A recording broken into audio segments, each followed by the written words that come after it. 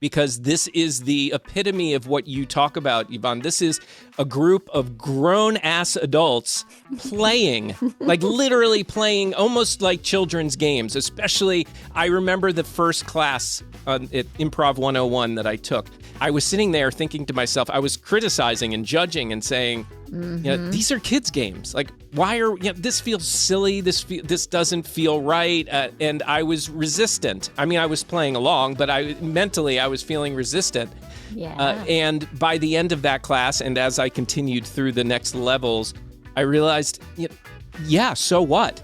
Like this is bringing me back to my roots, bringing me back to childhood. It's showing me that even as an adult, I can still play, and other adults want to play too, and we can have a lot of fun doing it. What happens when a podcasting pro decides to be a beginner again on purpose?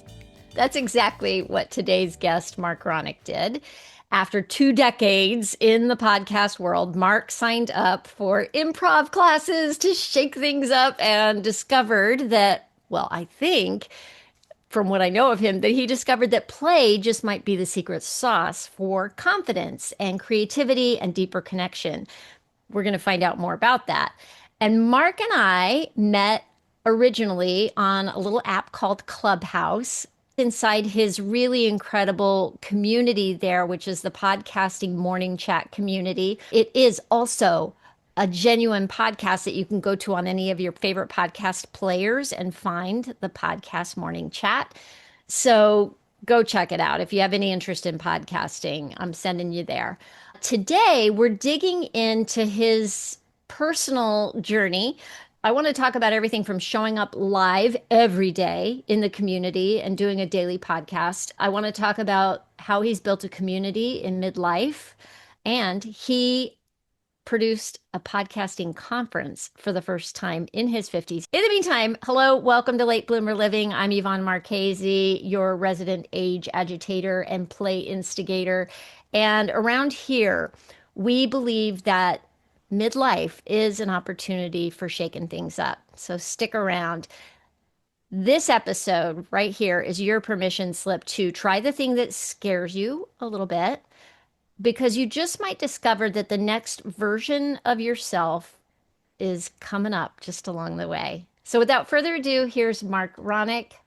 Marc, thanks so much for being with me today. Thank you, Yvonne. It's a long time coming. We've known each other for a few years, and I am thrilled to be a part of this show. And I know we'll get to the improv stuff, but I'll just, spoiler alert, I think you are a part of the reason why I ended up making myself go do that. Just from your content, seeing you playing all the time, listening and watching your show was absolutely part of that inspiration. So thank you. You're blowing my mind. Thank you. I had no idea. It's the honest truth. Oh my gosh. Yeah. Wow. Yeah, blew my mind. I'm thrilled. I'm thrilled. Well, listen, you go live in Clubhouse every day. And how long has it been now since you decided, wait a minute, I think I could do this as a daily podcast and produce it as a podcast? How long has that been now? I think we were doing it live only on Clubhouse for about 2 years. And I think it was year 2. Either year 2 or 3, I was at a podcasting conference called Podfest, and I was noticing, here I am, networking with people, telling people I'm a podcast producer, a coach, and I wasn't, but then they would say, oh, cool, what's your podcast? And I would say, I don't have a podcast right now. I've had plenty of podcasts over 20 years, but right now I don't. And I was starting to feel awkward about it, and I kind of stopped and looked at myself in the mirror, and I was like, you are doing a podcast. It's just not on a podcast platform. So why don't we just make sure we're recording these, maybe edit them a little bit, clean them up a little bit for a podcast audience and put them out there. And that's what I decided to do after that conference. So I think actually we're going to have our 2nd or 3rd year coming up here in the beginning of 2026. That's incredible. One of the best parts of the podcast morning chat is the community that you've built. Thanks. It blows me away. Every now and again, you need to take a little time off because you're traveling or you've got something going on. And because you've built a community, you've got all these moderators that join you in the podcast morning chat they're official moderators, and there's the rest of us that show up to listen and learn, Yeah. and we participate in the conversation as well. And you have a lot of planning, from what I can tell, that happens with those people behind the scenes. And then when you need to step away, they step in sometimes and Hmm. run the room, which is incredible. How did you build this community around yourself, Mark? I'm asking myself that same question, and mainly because in January, I'm going to speak at PodFest, the conference I mentioned a moment ago, and it's all about building a community, even if you have a small podcast audience. And so I'm kind of going through these motions now of really identifying, how did I do this? Like, I don't, because a lot of it was organic, or at least just natural, where I don't even realize what I'm doing. I think one of the biggest things I could say off the top of my head is confidence, being a confident person and showing people that you're dedicated and passionate about what you're doing helps draw people in. They gravitate to that. It's a big lesson I'm learning through building my own conference too, is that people really want a leader, and you don't have to be this big time successful expert in any particular area. What they're really looking for is that confidence. They're looking for somebody who just is comfortable in their own skin and personable, somebody who is welcoming, right? So I think it's a little combination of all those ingredients that, at least to start, you've got to put all those things together if you want to grow a community of any size. So, okay, I have a question for Yeah. you about confidence, Yeah. because a lot of people may lack confidence. And where do you find that you get that confidence from? Is it because you've been doing podcasting for so long, and so you're just confident with your topic? Is Yeah, that what brings you the confidence? I think that's a big yes. I think that's a big thing for everybody to hear loud and clear.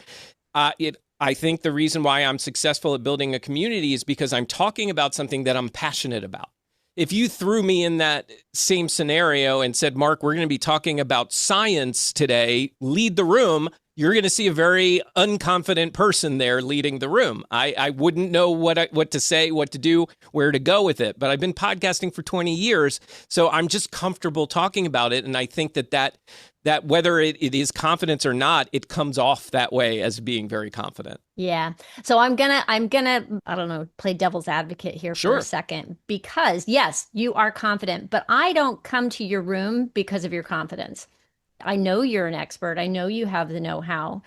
And maybe that is some of the confidence, but I think what it really is that you run the room with a very generous spirit, Mm. allowing other people to contribute, and because you don't come off as like the guy expert kind of, I'm super confident.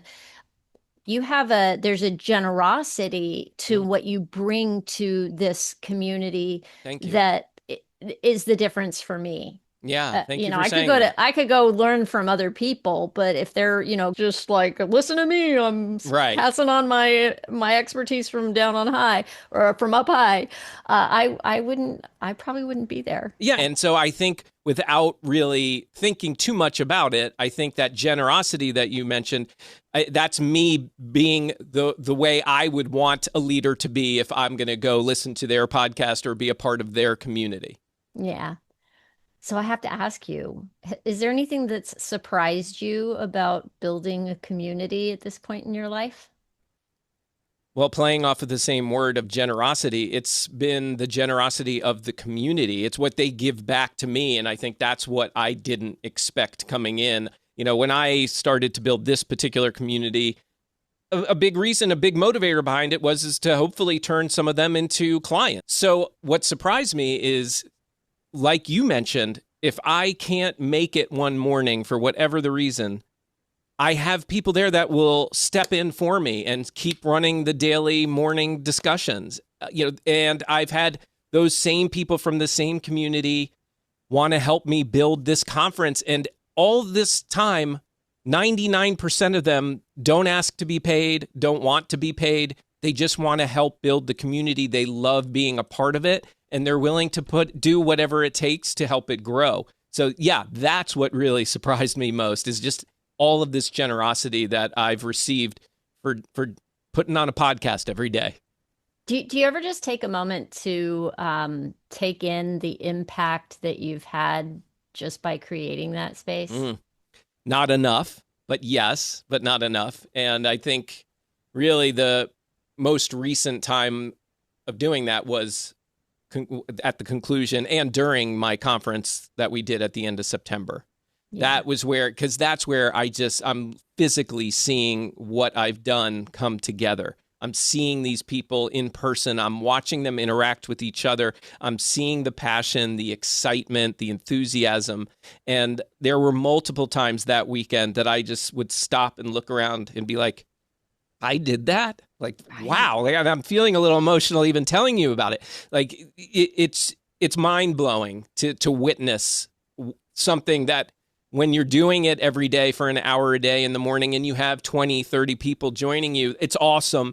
And you can't really grasp what that looks like until you're actually seeing it in person. And, we had 3-4 times the amount of that, 5 times the amount of that at that conference. So it was truly mind-blowing. Yeah. I witnessed it. Yeah. I didn't get to go to the first conference, but I did get to go to the second one, and I saw all of that happening. And especially on the second day, I saw you relax into being able to take in some of those moments. I want to come back to the conference later and what it's been like to start that, but I want to take a little detour for a moment into improv land. Yeah. What got you going there? I want to know, first of all, what made you decide improv? Yeah, that's the next step for me. I love improv. I am a fan of, and I know the true improv people don't love this as much, but I'm a true fan of that TV show, Whose Line Is It Anyway? I do too. I've been a fan for probably decades, I think, because of reruns and stuff. It's always been on. And I always would watch it and think to myself, like, I could do that. Like, or at least think, like, sometimes I'd come up with something funny when I'm playing along watching, and I'd encourage myself, that could be something you could do. I could see myself do that. And for years, never even thought about really actually taking that next step. But over the past couple years, I've been going through my own personal journey and really working to rediscover who I am. And being that I do a live show every single day, and being that I wasn't quite ready to commit to something like, say, a Toastmasters, I wanted to find something that would help me improve upon what I've already learned through the years in podcasting, and just be able to loosen up on the show, be able to think quicker on my feet. So again, I went into it with a very professionally driven reason, like, because I thought this was all about going to help me professionally.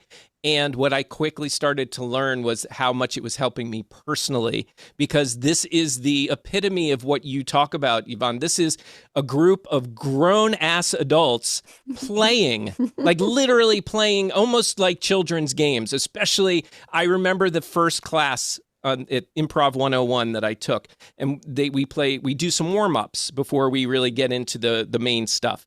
And these warm-up games, we played, like, by the second game, and I can't even remember what they were, but I was sitting there thinking to myself, I was criticizing and judging and saying, these are kids' games. Like, why this feels silly. This doesn't feel right. And I was resistant. I mean, I was playing along, but mentally I was feeling resistant. Yeah. And by the end of that class, and as I continued through the next levels, I realized, so what? Like, this is bringing me back to my roots. It's bringing me back to childhood. It's showing me that even as an adult, I can still play, and other adults want to play too, and we can have a lot of fun doing it. So I think those are that was the reason, and then there were some other reasons I didn't even know that came through by doing it. Yeah. So how did it feel, just that moment that you were walking into that first class? Yeah. Take me back to that. What did that feel like? Yeah, you know what, Yvonne? I was terrified. I remember actually, and I'm glad you asked me because I've almost forgotten it. I remember a few days leading up to it and the day of that first class, I was starting to feel like I was chickening it out. I remember even telling my wife, Amy, I don't know, like, I don't think I want to do this. I don't think I want to do it that badly. It doesn't feel good right now. And I forced myself anyway. Because of all my personal development work, I've come to learn that usually the things we're most resistant to deliver the biggest rewards. So I pushed myself regardless, and went and have been doing it pretty much ever since. Kudos to you, because I just have to say, improv is terrifying. It can be, yeah. I'm saying that as somebody who has, a background in theater. I've played a lot of improv games and things like that for, warm-ups and stuff when you're getting ready. It's a very much a community building thing to do when you're getting to know each other at the beginning of a new production. It's a great way to warm up before you head into a rehearsal. Sure. That kind of improv I'm completely comfortable with. Yeah. But that performance level improv that I imagine they were leading you to in this class, Yeah. that is terrifying. My husband's really good at that stuff, and yeah. I'm a girl I'm not, who by the likes way. a script. Yeah. Oh, right. Yeah. And I am not that good at it. At least, I mean, I certainly have my moments here and there, but it is still challenging. I'm up to level 202 now, and the 200 levels are all long form improv, right? So what we see on that TV show, Whose Line Is It Anyway, those are short form improv games. And the long form is just that. It's like similar games, but much longer periods of time. And that has been really challenging for me. But I think what I'm starting to learn is it's not the challenge. It's actually just that I gravitate more to the short form than the long. Yeah, gotcha. So one of the things, speaking as somebody who has done a little bit of improv, I feel like there's a pressure that you can feel coming into an improv, to doing an improv, where you want to be funny. You want to be on like the Yes. whose line is it anyway? Yes. Have you been finding that you're getting some freedom around not needing to be funny? Yes, I am. And here's the thing. I feel, my friends will tell you, I'm a pretty funny guy, and I found it really challenging to be funny doing improv. And that was the biggest lesson that they taught right out of the gate, is it's not about trying to be funny. It's about just going with that first thought, embracing it, be confident with it. Doesn't matter if it works or not, just do it. And oftentimes the funniest parts is when it doesn't work, when it wasn't really meant to be funny, but that's the humor of it all. So it really did teach me how to relax and loosen up in that regard. Yeah, so mission accomplished, Yeah, right? Because yeah. that's what you were looking for from the beginning. Exactly. Was there a moment in improv that when you realized that something had shifted for you? Yeah. Either in your business or personally, or both? Recently, I was feeling frustrated about improv. I was feeling like I'm not getting it. I'm not advancing. I'm not improving.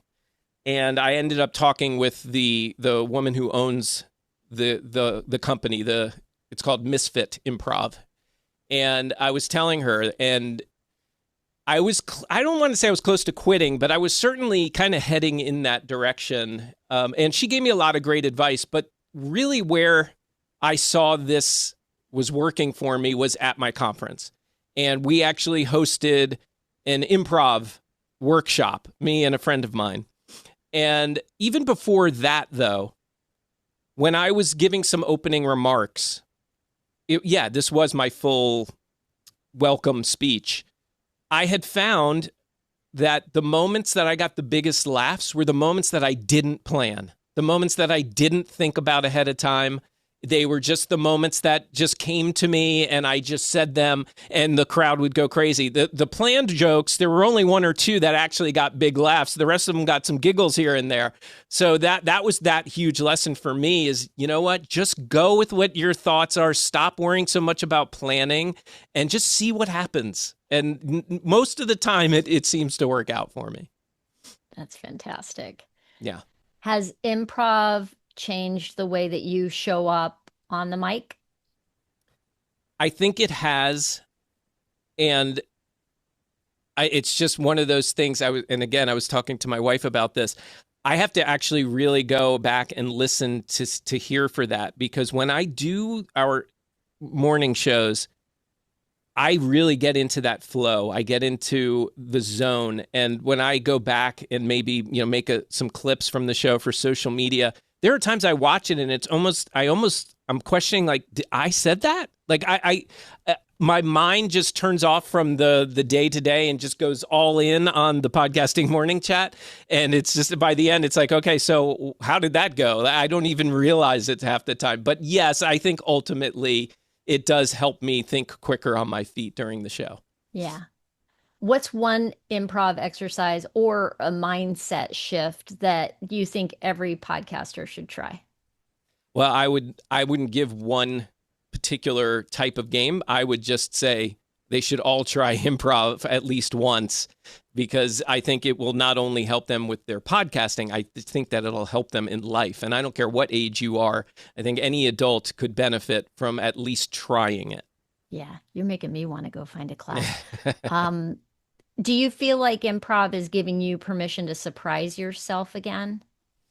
Yeah, well, yeah, because I really felt like over the past several years, really since I started my business almost 6 years ago or so, I was finding that I had really kind of lost that playful side of me and started buying into that hustle culture. And really that was my way of life for these past handful of years. And it's really taken its toll on me, especially this past year. You know this. I know your audience doesn't, but I have ADHD, and I've had a couple of ADHD moments today with you, just forgetting what I wanted to say. But the struggle was once I had to get off that medication because my blood pressure was through the roof, and we suspected that could have been the cause, was the medication I was taking. So that didn't work well with hustle culture anymore, because I didn't have that same hustle. It's not that I had no hustle, but I didn't have the same hustle that I had when I was on Adderall. And this whole year has been a journey, or just a roller coaster ride for me, because here I was doing a daily morning show. I had a business to run where I'm producing podcasts, coaching podcasters, and I'm putting on a conference for 120 people. I was way over my head, and if you can't... My whole body is clenching just hearing all that, Mark. Yeah. Yeah, so I think the improv was great because it gave me an outlet that I needed while I was going through this transition. So, yeah, I think that's... I hope that answers your question. I think that was really... so yes, it's helped a lot, especially during a really tough year that I've had this year. Yeah. I'm excited for you. I know this sounds weird, but I'm excited for you to be going through this part of your journey, to learn how to navigate the ADHD without meds. I imagine that's a huge challenge. It is. And whenever we are faced with something like that, that's a huge challenge, there's also like this huge opportunity for learning about ourselves in there too. So yeah, that's, easy for me to say, but no, I totally hear that. And I think that's what keeps me going. I think because I subscribe to that same message, and it's probably why I haven't just thrown in the towel and said, you know what, I'm just going to go back on this medication. Maybe I'll just take a lighter or lower dosage. Maybe that'll be good. Or I'll get on a different medication. I'd rather not put medication in my body personally if I don't have to. So yeah, and I agree with you. I think that as I go through this, there's going to be a lot of growth and a lot of lessons to be learned for sure. Yeah. And already have been growing and learning. Oh, yeah, I bet. Yeah. I bet. So let's talk about the conference. Yeah. So you produced it for the first time when you turned 50. Actually, before we talk about the conference, I also just want to say that it's interesting to me that this came up for you with the medication and the high blood pressure, in your 50s, and it is a part of aging. Those are like that's stuff that happens for us when we get Yeah. older, that's real, right? Like, Yeah. we have new physical challenges, Yep. and how we choose to meet those challenges is key, I think, to how we're going to grow beyond them. And, it could be something different for somebody else, but, we can get down on ourselves and down on the fact that, oh, I'm getting old and all that, and just, I guess, give in and Yeah. say, oh, it's just part of getting old. I'm seeing you push through it to hmm get to another version of yourself. Yes. And thank you for noticing and saying that. And it really, I just want to make it clear, it is really challenging. And I have had some real low moments this year trying to navigate all of this. But yes, I am totally with you there. I totally agree. Yeah. Okay, so now I want to get to Okay. the conference. Okay. So you've done it for 2 years in a row now. What was going on for you that you said, I feel like I need to do this? Well, for one, my love for community. And I think, we were doing the podcasting morning chat just on Clubhouse, as we shared earlier. And that was all post COVID. And people were still at that phase. We're still kind of clamoring for like real person stuff. We've been cooped up for too long. And so every so often people would start coming to me, Mark, we should do something in person. We should do something in person. And simultaneously, I had been attending different podcast conferences, and I always kind of felt a little bit like the odd man out at these conferences. No fault of the conferences. It's probably more just a mind game than anything else for me. But whatever reason, I just didn't quite feel like I belonged. And so kind of combined those two things. And I said, fine, I'll just do it myself, and I'll create my own thing where I really truly feel like I belong. So that was the real motivation, those two things combined. Yeah. Yeah. What did you want to do to make this conference unique? I think ultimately that was just a huge emphasis on the community aspect. This wasn't going to be, in my mind, I did not want it to be more of a typical conference where oftentimes you attend these and then there are, there's a showroom or a floor of all different vendors, and people can go kind of schmooze and meet the different vendors and see the different products and services. I didn't want that because to me, it doesn't feel like it's welcoming for a community. You can't really connect with the other community members as much that way. I wanted to create something where people really felt like they belonged and had opportunities to not just meet people, but maybe meet clients, maybe meet collaborators, maybe future co-hosts, who knows? But I just wanted to create a space where people felt like they belonged, that they were comfortable, and that there was opportunity for them. And I know all these conferences, at least the ones I've seen and heard, I think they try and they go for that kind of thing, but I think that we did it. I think we followed through with that and we're able to execute that. I will say, yes, you did. Yeah. Mission Cool. accomplished, having Thanks. been there. Are there any moments where your inner critic got loud, or you were really doubting? Well, leading up to it? Yeah. Yeah. Yeah. Again, and I think part of that was the struggle with the ADHD and not being on medication and being able to manage that among all my other responsibilities personally and professionally. That is for sure. And there's another part that, and I want to let me think about that for a second.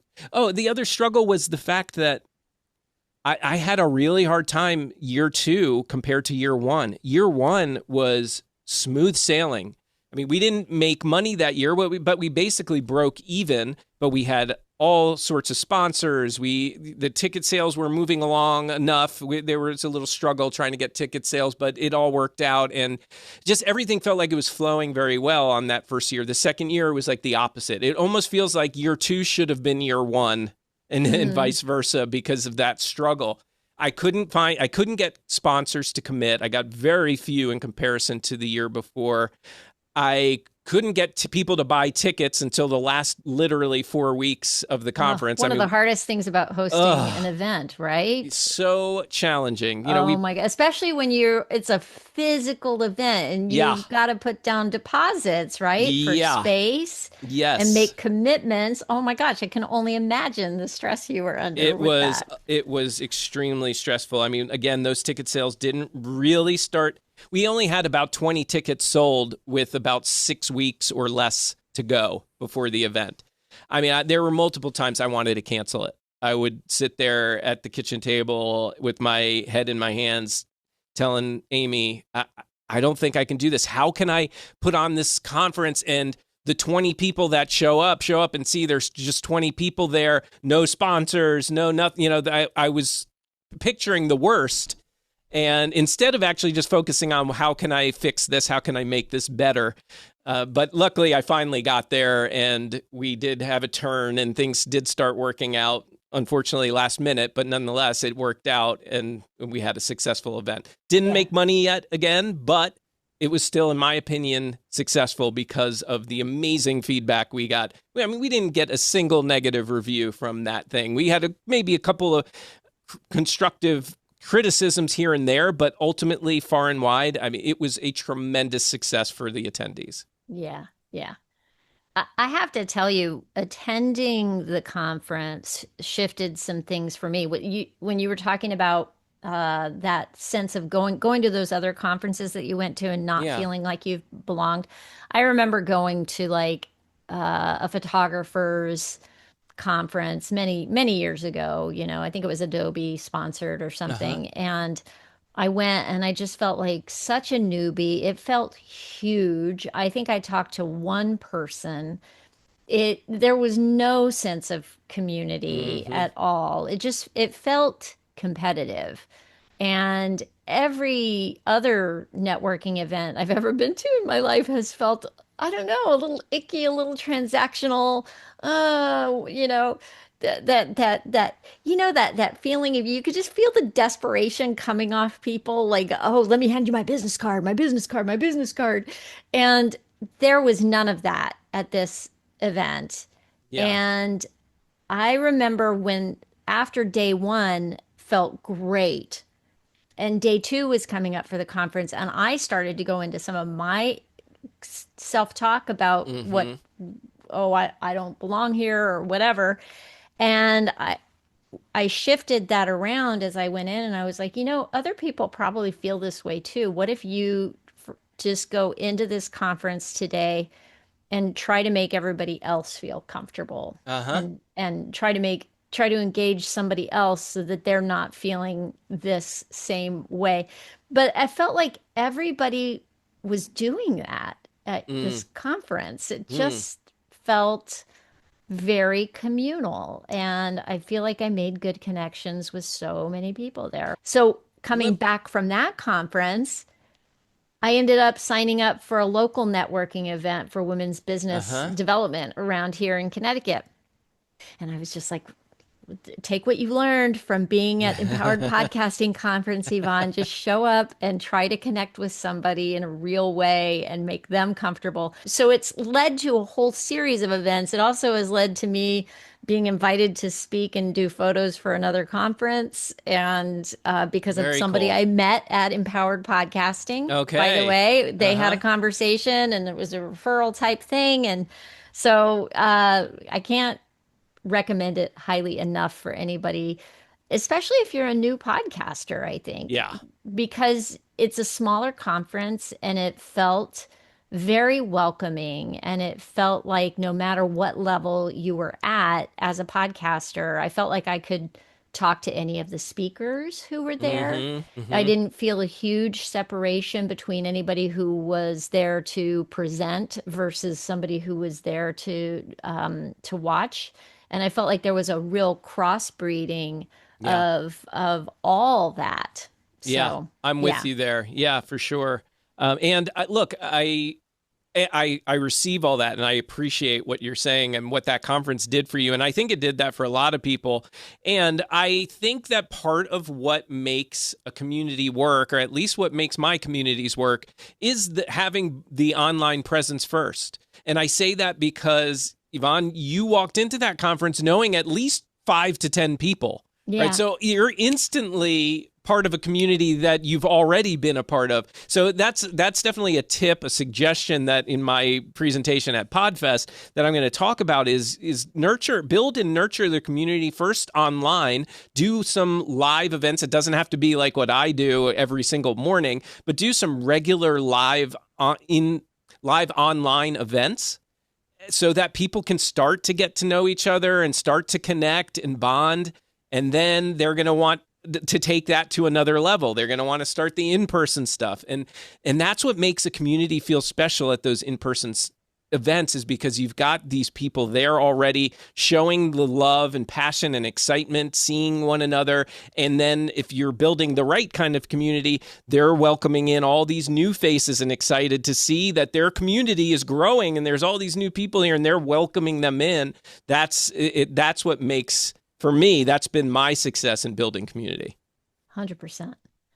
Oh, everything you just said, I'm backing that up with my experience. Cool. It's one of the reasons that I love coming to the podcast morning chat in Clubhouse specifically, rather than listening to it on a podcast catcher, because it's a shortcut way to get to know people. Yep. I host a room every Wednesday, and it's 5 or 6 of us who show up regularly, and a few people drop in here and there. Yeah. And it's small, but it's intimate.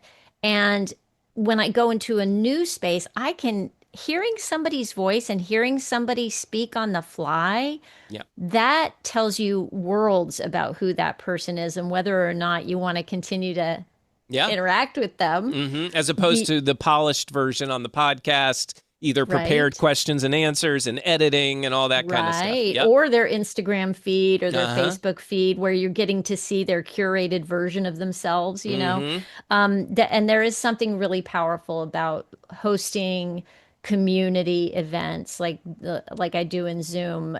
That gave me the confidence to apply to be a speaker for your conference. Even though it's kind of outside my wheelhouse, I had to think about what can I, as late bloomer living girl, age agitator, bring to podcasters that would be, I had to put on a podcaster hat in that arena. But it was a great exercise to go through. And I'm glad. Knowing you and knowing the community gave me the confidence to do that. That's so cool. That's so cool. And those moments, like what you just shared with me, these are other moments that I wouldn't say always surprise me, but always take it. I take a step back and just receive it, because I forget sometimes how many people are affected by the things that we've built, and it means the world to me. So thank you for sharing that. Yeah.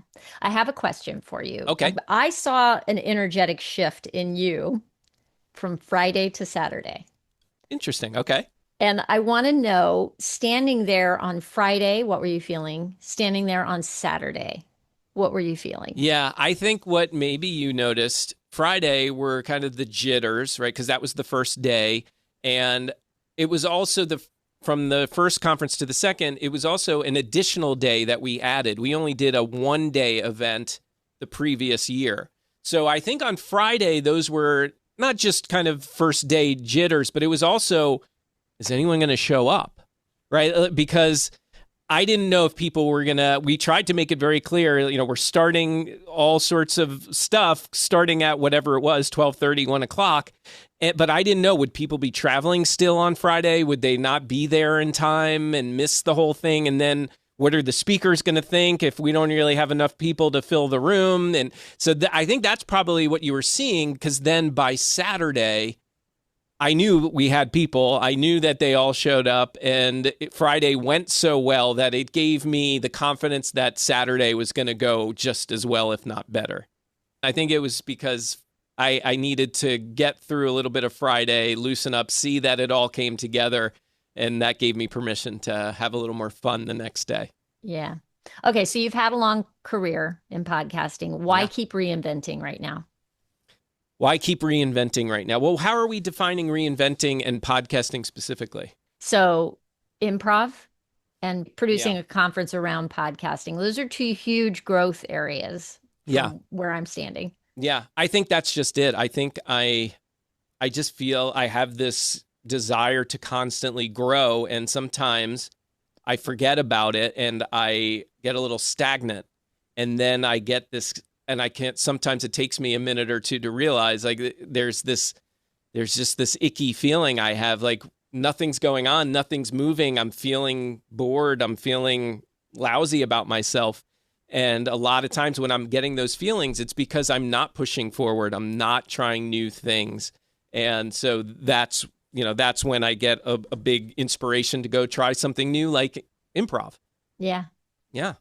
So, I think that midlife in particular is a really big opportunity to put ourselves in a position of a very uncomfortable position of being a beginner Yeah. at a time in our life when we kind of want to look like we got it all figured out. Yes. So, how do you stay curious about things and resist the urge to play it safe and stay in your lane and stay in that zone where, yeah, I got this covered? I don't know. Wow. That's a great question. Can you reframe it for me or rephrase it just because I need something to help me? Do you feel like, so question number one, let's break it down. Yeah. Do you like to put yourself in a position where you're a beginner in No, general? I don't. I So, don't. I mean, I do once I go through it, but I don't because there's this vulnerability that I have about it. Being, especially, at least this is the story I tell myself, especially being somebody who is in that spotlight as knowing things and as a leader. And I I don't like how I feel when I'm on the other side of it. I feel like it's showing that I have these weaknesses that people will see, and then maybe they won't respect me in my other areas where I do have a wealth of knowledge to share with people. I know that's just a story I'm telling myself, and it always seems to pop up, and then it's just a matter of having to talk myself through it and get to the other side of it. yeah. So what have you done I mean, you've done two huge things, improv and running a brand new podcasting conference. Yeah. So what did you do to push through that thing where you had to be a beginner and maybe you weren't going to be so good at this to begin with? Yeah, I mean, with the improv, I recognized that for the first one, I'm going into a 101 class. So the chances are everybody's going to kind of be in a similar position as me. Yeah. So that was helpful enough. And again, like I told you, I mean, the day of, I was ready to back out. So like it was a struggle to get there, but I think that's what it all comes down to. And then the conference, I think that comes down to just recognizing the passion is stronger than the fear. Mhm. I That's love that. that's the big thing. And it's not even actually necessarily even recognizing it. It's just that's what it is. It's that the passion is bigger than the fear. And I think if we can get into that spot, the fear is secondary now. It just doesn't, it's there and you know it's there, but that passion is what's really driving you forward. I love that you said that. That is so on target for me. Like doing this podcast has changed my life because I've had to get out of my own way so many times because of the passion for what I'm talking about. And because it's bigger than me, it's bigger than my fears. My urge to do this is just stronger than the fears that I have around not being good enough or qualified to Yeah. do this. Yeah. Is there anything that you're thinking of doing next that you might be a beginner at? Yeah, that's a tough question. Well, I know I'm putting on the third conference now, and I've actually brought in officially a couple of business partners to work with me on it. So that's just going to feel and look a little different now for year 3. And I'm really excited about the potential of all of that. So that's one. And I think 2026 is going to be more about a year for me of, I mean, I'll always be incorporating new things. And it's also going to be about rebuilding things. Because 2025, as I've shared, is a transition. So now I feel like I'm at a point where I've kind of knocked all the bricks down, and now I've got to reassemble them in a new way. And so like things like my morning show, the podcasting morning chat, it's time to kind of take it up to another level. It will always be a community first project.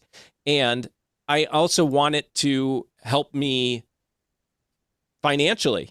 Right. So I want to try to start really monetizing it other than getting business, because that is the primary source of how I get business through that show. But I want to start looking at other ways to really monetize it and also put it even more so on the map in the podcasting industry and make it something that people know about and know there's this place that they can go for community and for support. Fantastic. I love it.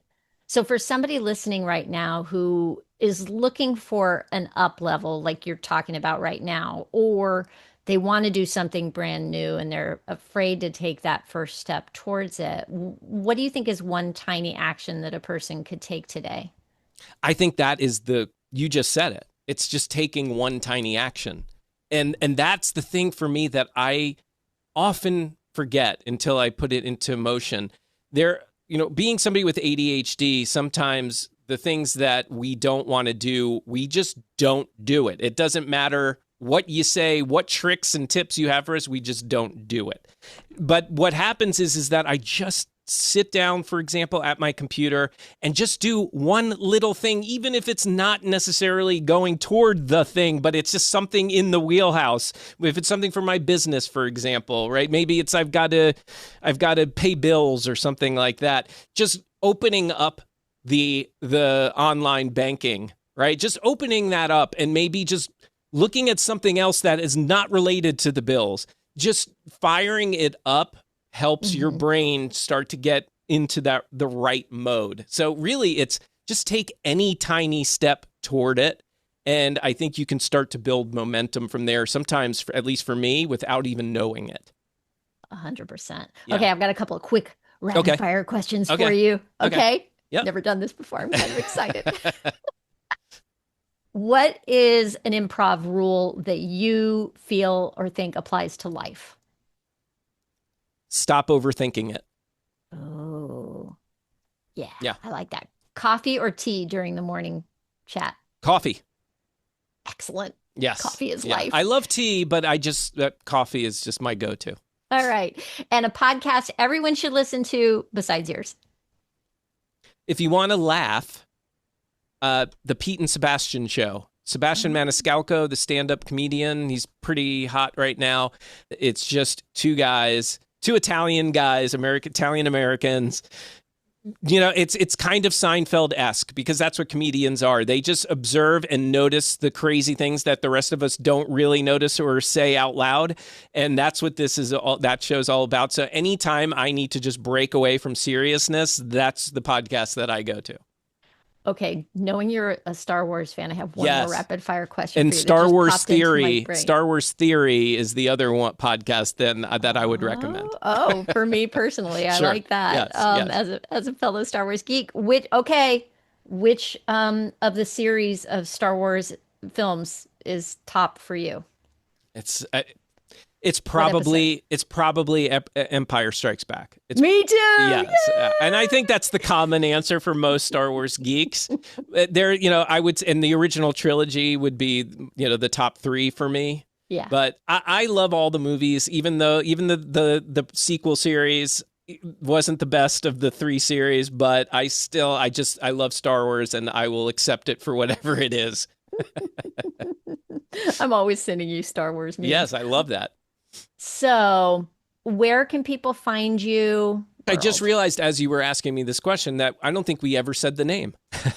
Maybe we did once or twice, but so this is a good opportunity. Yeah, it's called Empowered Podcasting, and you can The best way to find it, I think, and to find the podcasting morning chat and everything else that I'm up to is just to go to ironicmedia.com. That's the name of my company, and it's a play off of my last name. So you spell it IRONICK, ironicmedia.com, and that'll show you everything I'm up to, including our weekly newsletters if you want to sign up for that.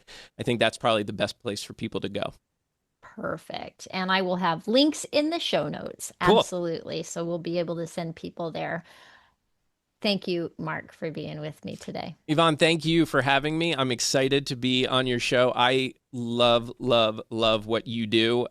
Whether it's your podcast, your social media, I love that you provoke us older people to stay young, because we are young at heart, and there's no reason not to continue to be young. And I am going through right now, again, some personal development stuff and doing a lot of somatic work right now to really get in touch with myself and my younger self.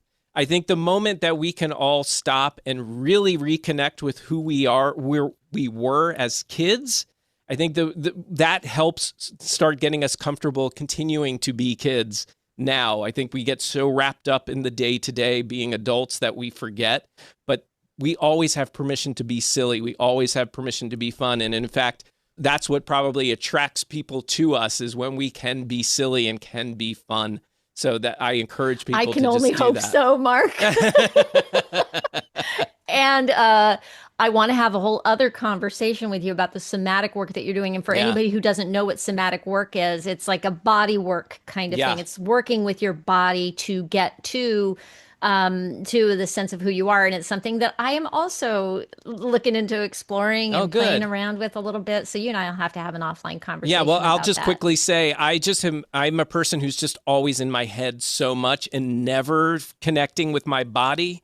That what I'm starting to learn after several sessions of this is that the more I do connect with my body, the more answers I get, right? My body and my brain connect, they speak, and I get the answers that I'm otherwise racking my brain trying to figure out. The body is so much smarter than maybe even the brain, really. And the connections are there. There's science for that. So huge. Oh my gosh, I feel like we could have a whole other conversation. Well, I'll come back anytime. I love it. I love it. Thank you, Marc. And thank you, Yvonne, for all you do. I love how Marc reminds us that growth doesn't stop just because we hit a certain age. Sometimes the coolest parts of our story, they haven't even happened yet. So listen, if you're feeling that little spark, if you're feeling a little bit of inspiration from this conversation or that nudge towards trying something playful and new, I would love to support you as you follow that spark. You can join the wait list for the Play Shop at latebloomerliving.com/play. And what we're going to do there is help you shake off the seriousness and rediscover what makes you feel alive and give yourself that permission that Marc was talking about to play, because sometimes that's the missing ingredient, is the permission. So head over to latebloomerliving.com/play to get on the list, and you'll be the first to know when the doors open again. Until next time, stay curious, stay playful, and bloom like you mean it.